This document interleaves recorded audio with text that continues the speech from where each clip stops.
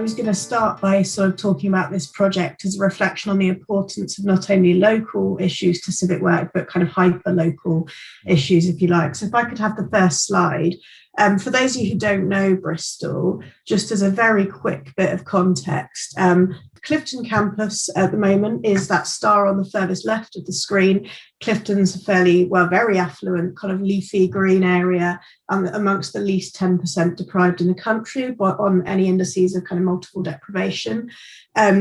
We're about to build Temple Quarter Enterprise Campus, which is that blue star to the centre at the bottom of the screen, which for us represents an opportunity to work with communities in the east and the south of the city that historically perhaps Bristol hasn't done quite such a good job of engaging and working with. And that star on the furthest right on the screen is over the project we're going to be talking about today, the Barton Hill MicroCampus, which is situated in Lawrence Hill. And to give you a very quick overview of Lawrence Hill, it does experience very high amounts of deprivation. By contrast, it's in the 10% most deprived communities in the country on the indices of multiple deprivation, and has more children living in low-income families and poverty than anywhere else in the city. But it's also a culturally rich and diverse area. In the census 10 years ago, nearly 60% of Barton Hill came from ethnic minority backgrounds, compared to a city average of 16, and that's risen a great deal since then as well. So there's a wealth of language and cultures, but it experiences its fair share of challenges too. So whilst it's about 2 miles between our current campus and this microcampus project, in terms of context, it's a wholly different context for the university to be working in. Can I have the next slide, please? And I won't dwell on this, but while we're talking about partnerships, I just wanted to flag that the organisation we're working with, Wellspring Settlement, have really, really deep roots with the university. They're a completely independent community organisation, but were originally founded back in 1911 by 3 university academics as part of the wider university settlement movement. The language of which I've read quite a lot of is kind of steeped in Victorian philanthropy, but the intent of it, when you read it, is actually very similar to a lot of the things we talk about now, about how the quality of education and research is improved when you bring in people from all walks of life and so on and so forth. So we had Bristol Uni students and staff living, working, delivering social work, open air schools for children with tuberculosis. The picture there is a carpentry workshop from the 20s of our undergraduates working with local young people. So like I say, a thriving independent community organisation, but one that's had a very, very long link with the university. So sort of to jump right forward to the present day, when we were thinking about how we work with those communities in the east and the south of the city, one thing that was very important to us, which I'm sure everyone on this call will agree with, was that we worked with the community and did things in collaboration with those different communities in Barton Hill and not to them. So when Wellspring Settlement invited us in, we kind of jumped at the opportunity and have become tenants in their new development, which is what this picture is of here. It's a series of shipping containers, and we're one of 3 tenants in their new buildings, which sit just at the end of their main kind of community buildings. We've done this for a couple of reasons, partly because, as I said, we were thinking about how we work better with the communities in the east and the south of the city, but also because when we've worked with Wellspring Settlement before on engagement projects, we've had lots of conversations that will be familiar to people on this call about how it's brilliant whilst there's funding, and it's brilliant while these projects are going on, and then it disappears when the funding dries up. And we were looking for a more permanent way of working with an organisation that kind of represented, permanent university presence and a different way of working together. Well, we call it a microcampus, not because it's particularly big. Our shipping containers are those 3 on the end. It's 1 room and an office, effectively. We call it a microcampus because the activity there reflects the whole breadth of university engagement activity. If I could have the next slide, I'm going to give you a few examples of the type of engagement projects that the space has facilitated. So students use it. We've got law clinic students offering advice from there. And we've got Q-Step internships running out of there for anyone who's encountered those schemes before. And it hosts engaged research. So on the left is a slide picture from a history of the Single Parent Action Network. That's our academic and a community researcher in conversation there. It also hosts widening participation activities. So on the right is a picture of Digimakers, which is an engineering outreach project. But we're also thinking more widely about what engagement means and what it means to be civic. So as was mentioned in the last presentation, our HR team are using the space to think about how we diversify our staff recruitment and how we make our staff body more representative of the city in which we're situated. There's social opportunities there. Our international office are planning a language cafe. Our international students and lots of community members in Barton Hill have identified English language as a skill they'd really like to develop. So we're working to create a language cafe there that kind of works for students and community.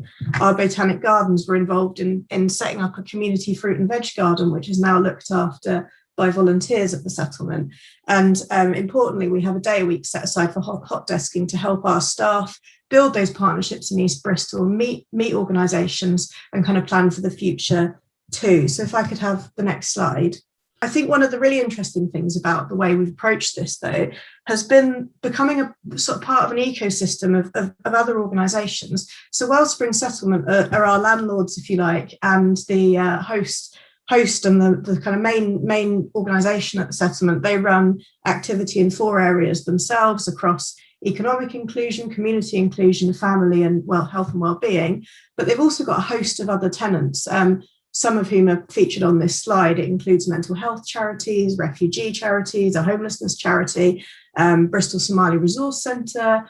And to give you an example of the ways of being part of this kind of rich network has helped both university and hopefully the other tenants too. I've recently been involved in setting up a project with Bristol Refugee Rights, where our students are in there calculating the social value of the organisation to support them when it comes to bid writing. So they've got a kind of a numerical figure to put on their social value, which helps them hopefully then attract further funding into their organisation. So for the students, you've got the experience of kind of research and consultancy, and for Bristol Refugee Rights, hopefully a real helpful outcome as well. So that's kind of it in a nutshell. It's a host, and it's a host of activity and a hub and a space I'm responsible for curating. In terms of the practicalities, we were quite lucky, I guess, in funding this, in that one of the main principles of the new Temple Porter campus is around engagement and around working with the city. So I was able to take a business case through the various university committees and get the first 5 years of this secured through that new campus development funding. That covers the rent, a very, very small events budget, and my time in running it, if you like. In terms of funding the specific activity, this is a really federated model. And so whilst my job is kind of in part cheerleader and promoting this internally amongst the university community, they then run their own projects from there. So I don't have any budget or funding that affects the law centre or the internships or anything else I've mentioned. That's all funded by the different constituent parts of the university.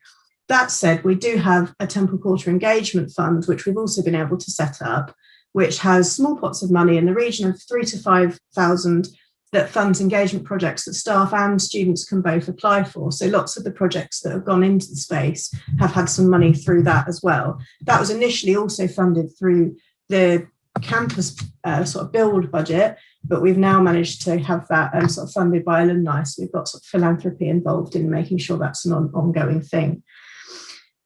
In terms of challenges, there's been a few. We opened in COVID-19. That's probably all I want to say about that, really, except to say that the first year certainly wasn't as busy as I'd hoped, but this term is looking really good.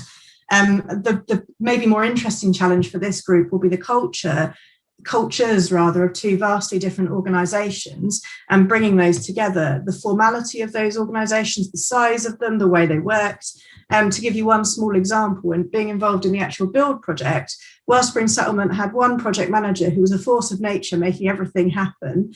From my perspective, I was involved in getting network access in there, UCard access in there, furniture, decoration, and there were probably 50 different people from the university who wanted some kind of input at some point or other. And I became very much an umbrella and a kind of trying to protect that relationship.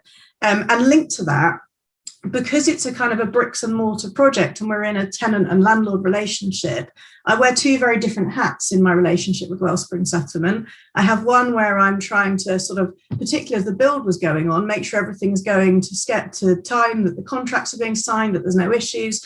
And then I have a very different hat where I'm involved in trying to create these collaborative projects, which are all planned with the settlement, and it's a very different type of relationship. So you've got the same people at both organisations wearing two very different types of hats, which has had its challenges at times. And so also linked to that, I think if I were to do this again, one thing, or what we'd like to do in future, is think about how we create more capacity in the sort of host organisation themselves to help with those projects. I've got umpteen staff and students really keen to work with them and to book stuff in and to plan stuff, you know, as we will probably talk about regularly, properly, collaboratively, and have it sort of co-produced from the start. That, of course, has its own staff time implications. And the settlement, I think sometimes we can be quite full on with them in terms of how much we want from them, how much we want to do. And so finding the money to fund a post that actually sits inside the settlement would be an aim for the future. Finally, I'll just say on structure, it's completely federated. I'm the only person who has responsibility for the kind of space itself, if you like. I sit in business and civic engagement for the university. But like I say, the activity there is drawn from right across the union, right across the spectrum, which is both its strength and sometimes its challenge.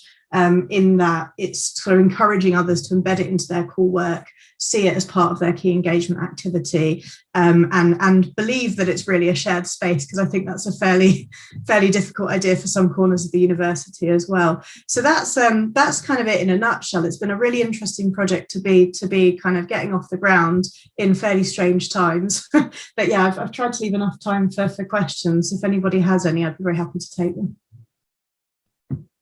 That's wonderful, Jessica. Absolutely fascinating. I wanted to leap in, Jessica, with a couple of questions myself, and you may not want to answer the first one, but how much did it cost? You talked about a 5-year business plan. I don't know how much you can share, but roughly, what are we talking about to get something like this up and running? Yeah, no problem at all. So I suppose the first thing I should emphasise is that because the Wellspring Settlement led on the build project, the kind of risk from our end was lower, and that was largely funded by a Power to Change grant, and quite a big one. Our costs per annum are including all the rent and so on, are in the region of 20 to 30,000. Right. We've already heard two funders talked about today in the first presentation, the Lottery Community Fund, and Power to Change is really interesting, with a real focus on sort of building community businesses. So I think there's a real strand here to look at a bit more, which is how can we bring funding together to kind of give this work the kind of investment it needs. Yeah, I wondered also just about, you know, we live in this sort of digital virtual space, very much sort of led by the pandemic, and lots of enthusiasm about all the wonderful digital things you can do. But your bricks and mortar, you've said that quite clearly. How important is it to be bricks and mortar and to be physically located? For us, particularly in Barton Hill, it was really important because in part just because of the huge amounts of digital exclusion experienced. So, you know, this was obviously conceived of pre-pandemic, this idea, and it's one we've had to think about a lot as the pandemic has wore on. And we've taken some things online. So the HR workshops I mentioned, there's been some work where they've been recruiting for quite senior roles and aspects like that we've decided it's really fine and appropriate to adapt to kind of online delivery. There's other elements we did actually just completely pause because we thought a lot of the people we thought it was most important to reach just wouldn't be able to engage. And we worked quite carefully with the settlement to decide which was more appropriate in which setting. And, you know, the other thing is having the physical space. It's uni networked. One thing we can do is try and kind of bring that resource to bear to support other projects as well. So there's, you know, after school clubs planned for the space where, you know, students who aren't online at home can come and access it that way. So there's that kind of blending between the physical and the digital, if you like. But I think particularly in that context, we thought that keeping the physical location was really, really important.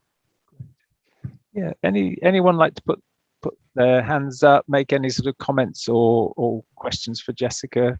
What I can see is what people have been putting in the chat, which is how important people are for this. So this isn't about funding projects, it's about funding people to keep those relationships going.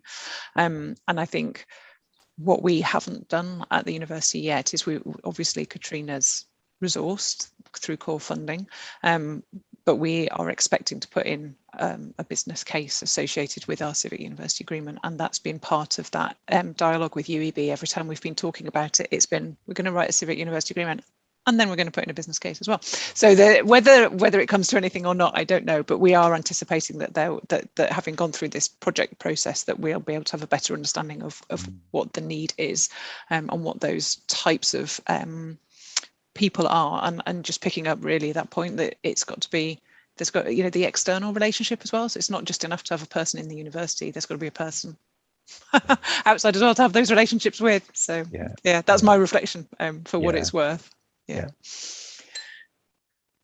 Anyone else like to add anything? I totally agree with that. It's all about the people, and as Helen said, it's in the chat. I think it's about that communication and reaching out, isn't it, to people? It did strike me listening to you, tiny teams working in huge, complicated institutions, and you know, how on earth do you make those connections and do that communication? Jessica, I noticed your guitar. I wondered whether you used that in any way to help, but how on earth do you get your voice heard? It's such, you know, in such busy and complicated organizations. I don't know, any reflections on that, Jessica? Yeah, I was going to say, so we've a phrase we've used quite often in the Temple Porter programme is a coalition of the willing. So we've spent a lot of time working in informal networks around the university with people who are doing engaged work, and kind of bringing people along that way. It's not ideal though, and I certainly wouldn't claim that the whole of the university knows as much about what's going on at the MicroCampus as I would like them to. But certainly I've found we've done internal communications and so on and so forth, but I've found it's time consuming, but going through people has been by far the kind of easiest way of the most effective way of generating further interest in what's going on. You know, people who are put in touch by someone else with me are far more likely to end up doing something than me putting an email in a notice in an all staff email or whatever. I would completely agree with that.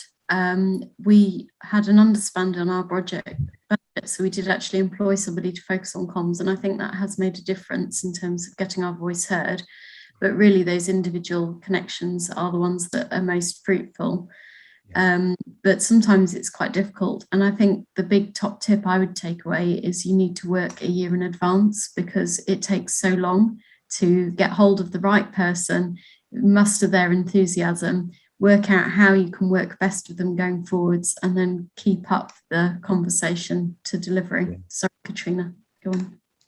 I was just going to say, maybe controversially, I think that for me, I work 3 days a week, and so I have to be in lots of places at once. And I found online working and working remotely has really made a huge difference. I could spend a lot of my time traveling all across the local region by car. Being able to work online has allowed me to sit in multiple meetings that I'm not necessarily personally involved in at the university and wouldn't get an invite to in person, but I can be working and have them on in the background and hear about things that are going on and be seen and be visible and prompt people to talk to me in a way that wouldn't happen face to face, because I wouldn't have the capacity. So for me, that has been a bit of a game changer in terms of how I can be in lots of places at the same time. A reflection on the kind of, that you asked the question, Paul, about small teams in large institutions.